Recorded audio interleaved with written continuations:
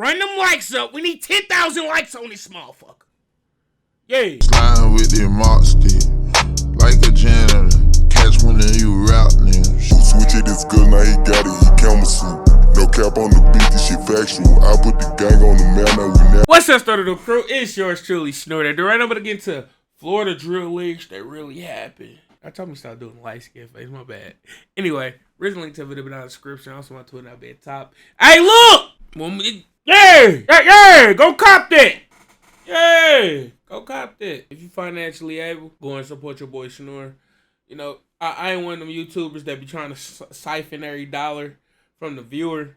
You know, last time I released merch, it was pandemic year. That's the last time I released merch. It was pandemic year. So go ahead and do that. That's what, 2 years ago. Actually, it's been 2 years ago to this day, almost. So, yeah. Without further ado, is gonna get into it. Mothers of the victims are speaking out, saying the videos and lyrics have gone too far, giving specific details about the horrific crimes. Here are some Florida rappers that rap about real-life situations. First, we have Pompano Beach native Kodak Black. In one of his most recent songs, I Wish. I'm Kodak Black, will you see me? I'm white. I'm Kodak Black, I'm white. He speaks on his former friends, Wiz the Wizard's death. He says, I hate that I fell out with Wiz. You did what you did, so I did what I did. Wiz and Kodak were seen together at shows, doing music videos, and just hanging out. Everything was good until the summer of 2021. Around this time, Kodak and Wiz started to go back and forth on Twitter, starting with a post from Wiz saying, I'll be the rap niggas, following with another tweet saying, all these good at is going on live capping. Get your ass in the field and get active. A few hours later, Kodak made a tweet saying, be acting like killers. That should be killing me, which is actually one of Wiz's lyrics from the song that they have together, Righteous Reapers. Wiz replied to the tweet laughing, saying, on God. And although the messages exchanged between the two, truth be told, bro, that did not say a bunch of nothing. That didn't say nothing at all. Them tweets back and forth.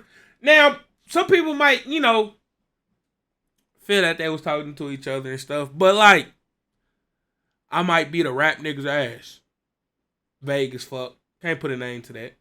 That's how many rap niggas is? You know how many fake rap niggas is? Like, you know how many rap niggas is not even getting views? It's like sharing they shit on Facebook and shit. Like, it's so many rap niggas. Y'all know that. Y'all be knowing that, right? Cool. Then the next one. Niggas be getting on live Instagram, live capping, get in the field and get active. What did he say there? Like, he's not, like, what I'm trying to get to is, he's not saying nothing that's pinpointing type shit. And then Kodak, you know, reposting one of his artist's lyrics. Now, it's probably more to that. But it ain't, you know what I mean? Anyway. Yeah. are very subliminal, you could still tell that something was going on behind the scenes. While all of this internet jabbing was going on, Kodak was beefing with two of his other close friends at the time as well, Wham, SPINABINZ, and Jackboy. So at this point, it's starting to seem like he might be the problem. On September 17th, 2021, Wiz's body was found in the neighborhood that he grew up in, Hallandale Beach, Florida. According to investigators, foul play was involved in his murder, so it's hard. Hometown he grew up in. Y'all don't be seeing the recurring theme? Man, to tell if it I hate you the worst at the house. That's crazy. Happened there, or if his body was brought there afterwards. And I'm not saying Kodak. And then some of these rappers be having smoke in other cities. So it's like, damn if you do, damn if you don't. Damn if you be at the house, damn if you be in another city. You know? Had anything to do with Wiz's death. He just happened to say something about it in this song. Next we have Wham Spin the Bam. In Wham's song, Paying for Killings, he said that Kodak gave me 30. I'll blow that in sacks. I'm finna sign for them M's. I ain't even tripping. You can get that back. By now, Kodak is notorious for messing up his deals with his artists. First, Jackboy wanted out, then Wiz, now Wham. And it seems like now that these guys I see my nigga Rover in the comments, man. Where'd it go? I see my nigga Rover in the comments. Shout out to my boy Rover, man. Shout out to my boy Rover. Wanted out, then Wiz, now Wham. And it seems like now that these guys are trying to leave Kodak's wing and flourish on their own, he isn't too happy about it. Wham explains how Kodak only signed him for 30 grand, but now that he has some fame to his name, he wants more. And just like Kodak does with all his other rappers, he requested Wham to pay him back everything, which in this case would be $30,000. I still love the music Kodak, Wham, and Jackboy makes, so I can't pick any sides in this drama. Let's just hope that they work everything out. Next, we have a rapper from Jacksonville, Queso. Queso is good friends with Young and Ace, one of Foolio's main ops. Despite all of these guys being from the same exact area, they still hate each other's guts. In Queso's song, Queso B, he says, Bibby had a closed casket. I ain't surprised. He is referring to Foolio's friend, Bibby. Around 3 p.m. on February 26, 2019, after reports of gunshots, Bibby was found dead in the Hilltop Village apartments. And Yeah.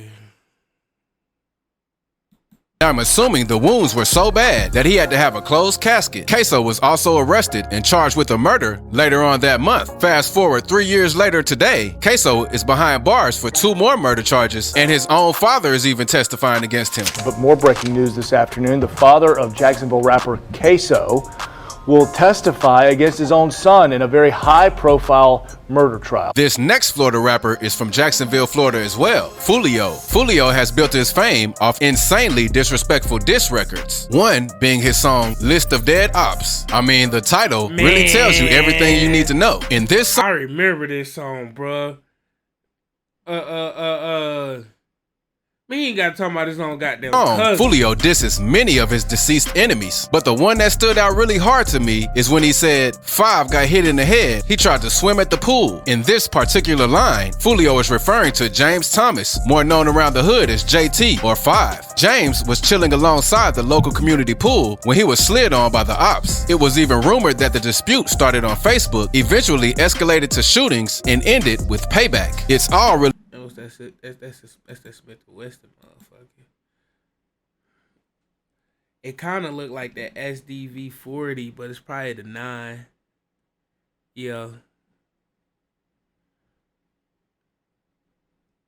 I don't know. It's just Smith & Wesson. All the guns kind of look similar when it comes to like a regular old, yeah.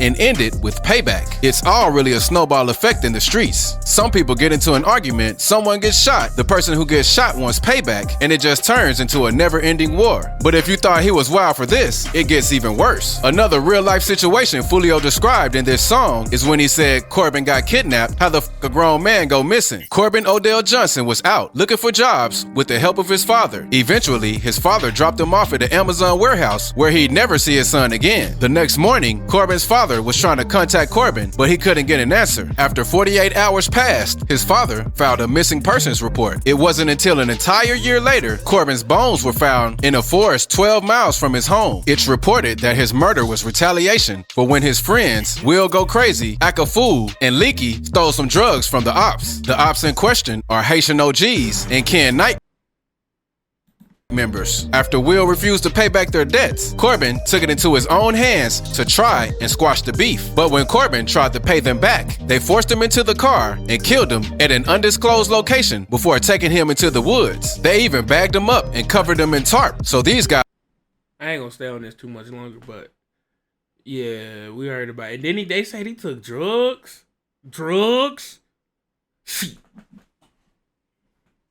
In the streets, 2 things gonna get you up out of here for sure: drugs and money. That's gonna get you out of here for certain. Guys were clearly experienced in what they do. With the sack, yeah, niggas made that shit look cool on the internet. But you run out with a nigga sack, like drugs on the bag, shit.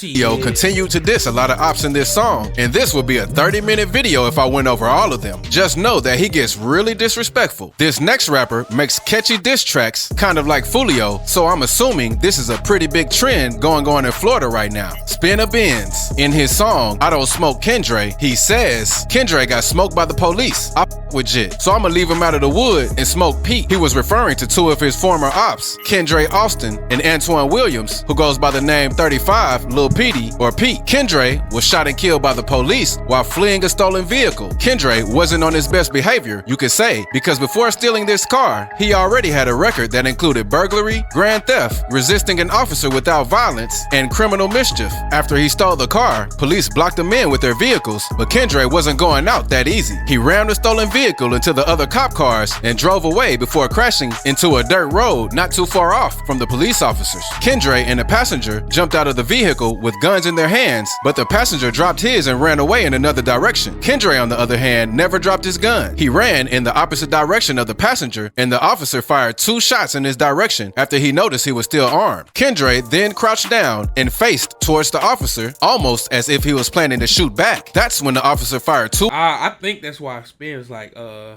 fuck with Buddy. It's probably some old deeper shit though, but you know, going out like that, you know, that ain't no bitch move, you know.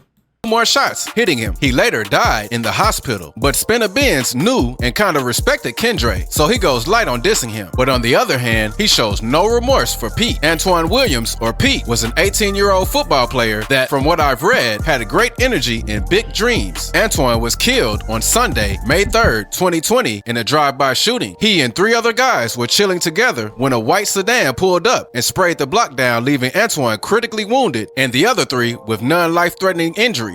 Reports from the Jacksonville Sheriff's Office even say that there were over 50 shots fired from automatic weapons. Antoine's coach spoke out and said that if this virus breakout wasn't going on, Antoine would have been in football practice and this situation probably wouldn't have happened. Saying that football would have started last week, would have had that first day last week, would have had that interaction.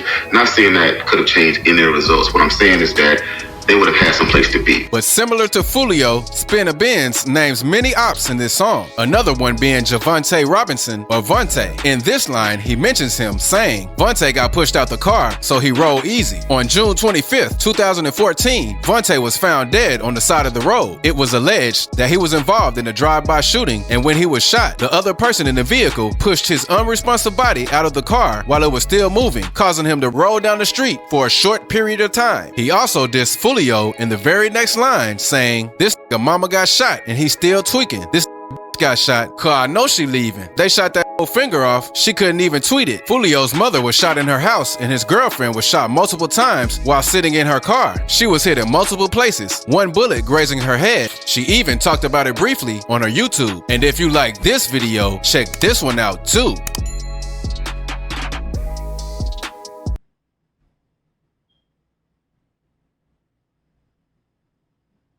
Y'all gotta leave that in the comments if y'all want to see that little dark one. You know what I'm saying? But look though, man. I like the fact that they give a little deeper analysis on some of the lyrics that we've been hearing. Whether this shit true or not, you know, it's good to hear like some other shit about it, you know? But let me know how y'all feel about the video down in the comment section. Let me know if y'all feel like this dude's telling a whole bunch of bullshit. Y'all do be letting me know when the when certain people I do the videos on, they'll be like, bro, this nigga full of shit, bro. Here's the best one. Right here. You know what I'm saying? So, yeah. Other than that though, man, it's your boy Snorm. I'm gonna get up out of here, man.